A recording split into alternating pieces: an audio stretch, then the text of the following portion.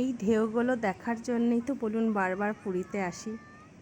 জগন্নাথ মন্দির থেকে ফিরেই চট করে একটু চেঞ্জ করেই চলে এলাম দেখুন সমুদ্রের তীরে। এই অগণিত ঢেউর টানে কি সুন্দর লাগছে দেখুন এই ঢেউগুলো। অনেকক্ষণ বসে বসে জানেন ঢেউগুলো দেখছিলাম, কিন্তু শেষ পর্যন্ত আর নিজেকে ধরে রাখতে পারলাম না। তাই আমি আর আমার ছেলে দুজন মিলে একটু জলে নেমেই পড়লাম এই রাতের বেলাতেও।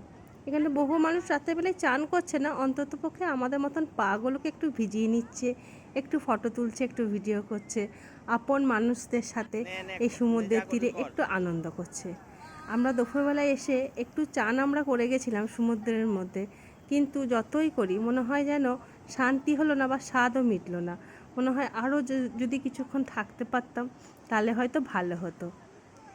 এই আক্ষেপটা হয়তো আমরা যারা সমুদ্র উপকূলবর্তীতে থাকি না তাদের হয়তো রয়েই যায় বলুন। সমুদ্র দেখলেই যেন কেমন একটা মনে হয়, যেমন নেশার মতন টানের মতন আমরা বারবার ভ্রমণপ্রেমী মানুষেরা প্রতি বছর এই সমুদ্রের টানে পুরীতে বা জগন্নাথ দেবের টানে আমরা পুরীতে ফিরে ফিরে যাই।